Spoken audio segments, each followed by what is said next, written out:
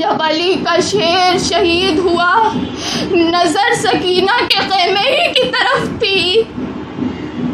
ان بدبختوں کو یہاں پر بھی رحم نہیں آیا جب شہید ہو چکے انسانوں نے گھیر لیا اور لاشا عباس پہ اتنی تلواریں چلائی، اتنی تلواریں چلائی۔ حضرت امام حسین نے جب دیکھا کہ میرے بھائی کے لاشے پہ تلواریں چل رہی ہیں، امام حسین آگے بڑھے، تلوار لے کے آگے بڑھے اور سب کو ہٹایا، اور پھر اپنے عباس کو دیکھا، سینے سے لگا کے کہا بھائی عباس کیا حال کیا۔ امام حسین نے زبان حال میں یہ سکینہ کو پہلے ہی کہہ دیا تھا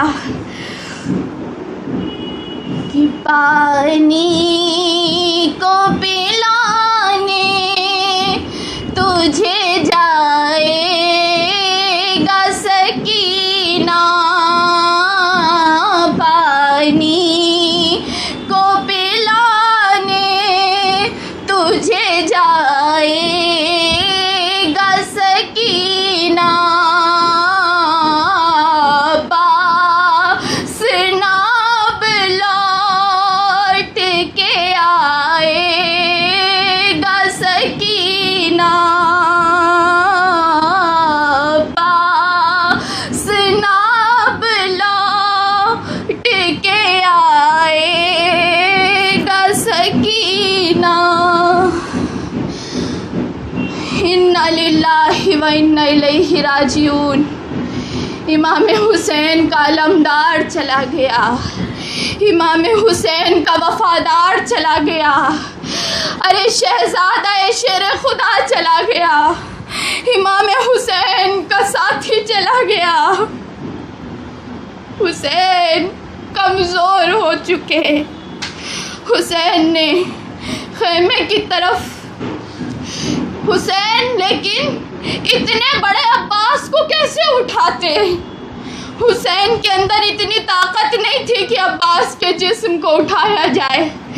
امام حسین نے عباس کو وہیں چھوڑا اور یہ کہہ کے چھوڑا کہ آسمان دیکھ میرے بھائی کو، دیکھ کیسا باوفا میرا بھائی، اس وفادار کو دیکھ، ساری دنیا اس سے وفاداری کی سبق حاصل کرے گی۔ وفا اگر کسی سے سیکھنی ہو تو حضرت عباس سے سیکھو۔ امام حسین اندر گئے، خیمے میں جا کے سیدہ زینب کو حضرت عباس کے شہادت کی خبر سنائی۔ قیامت کا منظر، اب وہ بیویاں کس کس پہ روتی، کس کس پہ آنسو بہاتی، کیسے کیسی مرحومی کو یاد کرتی۔ ایک ایک کر کے سب چلے گئے۔ تاریخ میں آتا ہے، بہت سارے لوگ یہ کہتے ہیں کہ حضرت علی اصغر اس وقت 6 مہینے کے تھے اور امام حسین نے ان کو دکھا کے یزیدی فوج کے سامنے پانی کو طلب کیا تھا، لیکن ایسا نہیں ہے۔ جو صحیح تاریخ کی کتاب میں ہے وہ یہ ہے کہ حضرت علی اصغر کی ولادت ہی کربلا میں ہوئی تھی اور وہ پیدا کربلا میں ہوئے تھے۔ تو کربلا میں پیدا ہونے کے بعد ان کو اذان دینے کے لیے، کیونکہ امام حسین باہر تھے تو اذان کان میں دینے کے لیے ان کو باہر بھیجا گیا تھا کہ حضرت ام رباب جو تھیں انہوں نے اپنے بیٹے کی جیسے ہی ولادت ہوئی ان کو باہر بھیجا امام حسین کے پاس کہ وہ اذان دے دے کان میں۔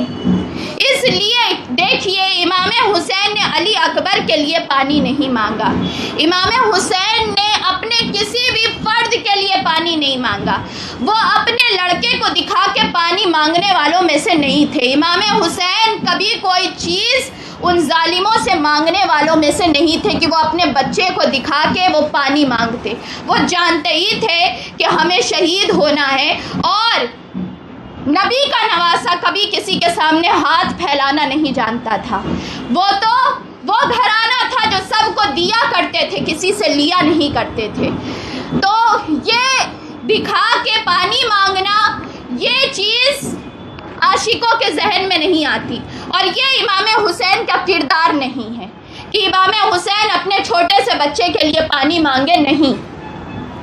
امام حسین نے ان کو اذان دینے کے لیے بلند کیا، پیدا وہ ہوئے تھے وہیں، اذان دینے کے لیے حضرت علی اصغر کو بلند کیا، اور کان میں اذان دے رہے تھے کہ شمر لعین نے جب یہ دیکھا تو ہرملہ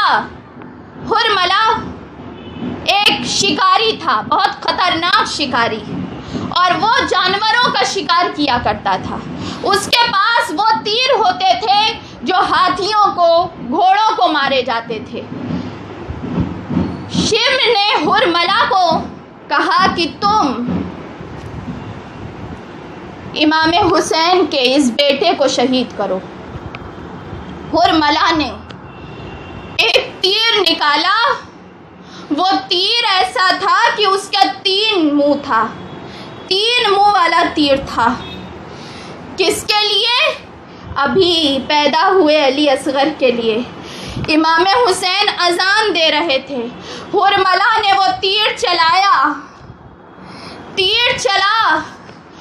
امام حسین کے گود میں علی اصغر حلق میں جا کے لگا، حلق سے پار ہوتا ہوا، وہ حلق تھا ہی کتنا بڑا، حلق سے پار ہوتا ہوا امام حسین کے بازو پہ لگا۔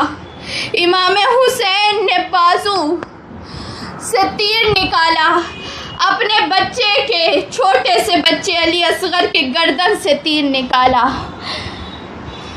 اصغر کی آخری ہچکی میں نہ کوئی آواز تھی، کوئی آواز نہیں تھی۔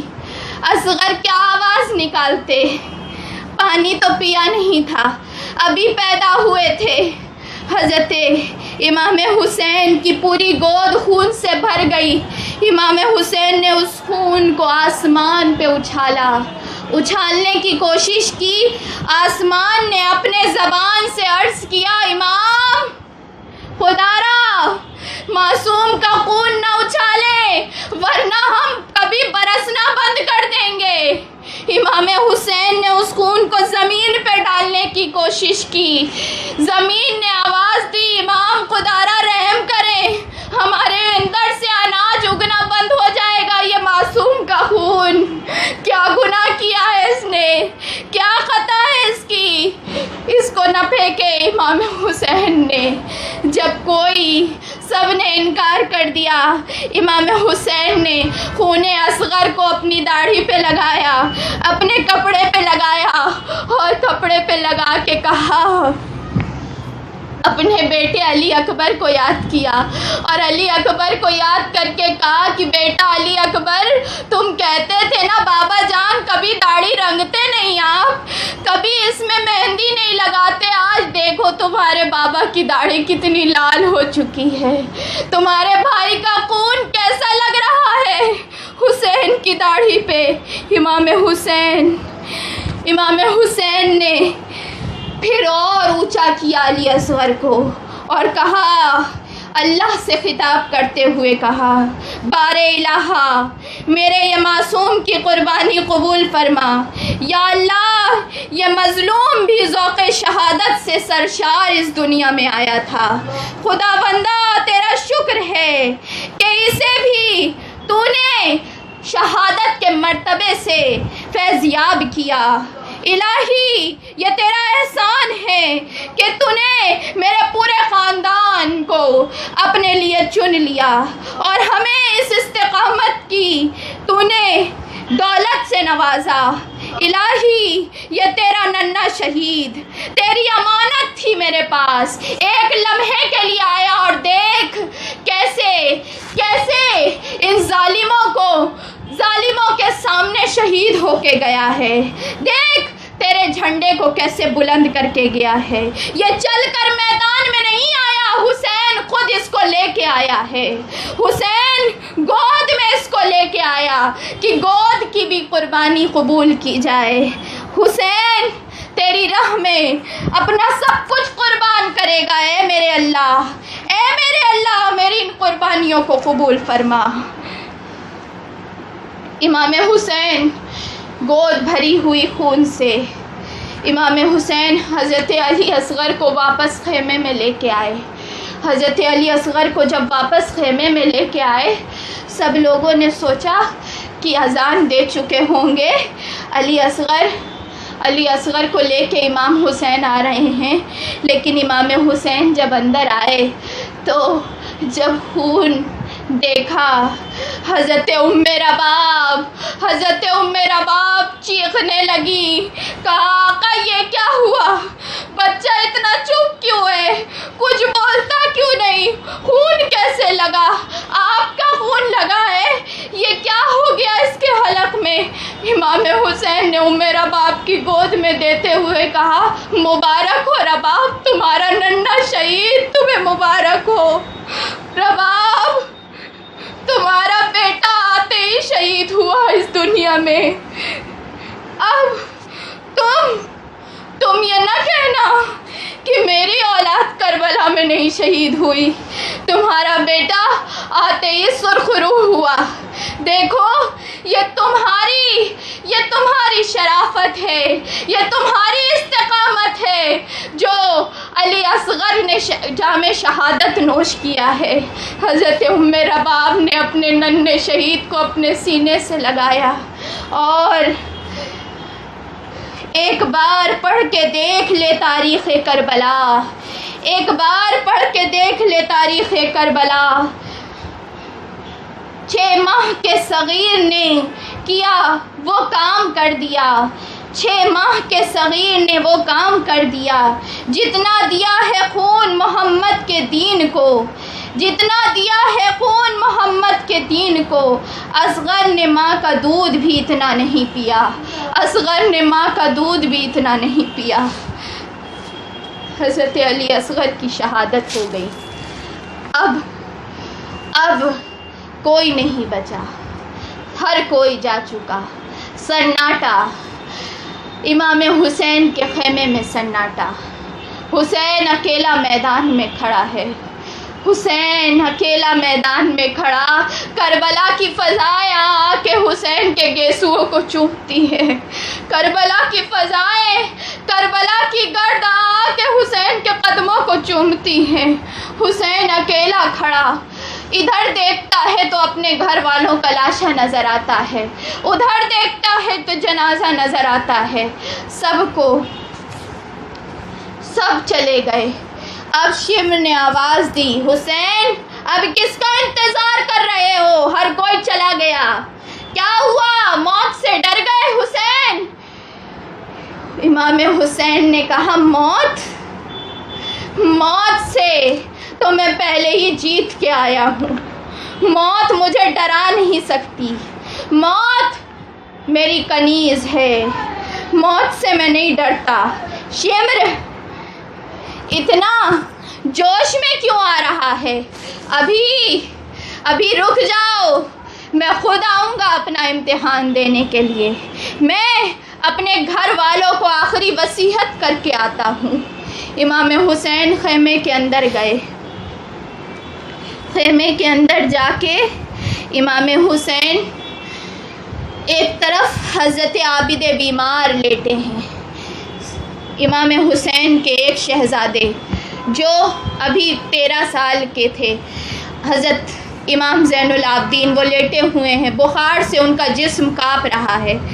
دیکھ کے اپنے بابا کو لکڑی کا سہارا لے کے کھڑے ہو گئے اور تلوار نکالنے کی کوشش کی اور کہا، بابا آپ مجھے جانے دیں.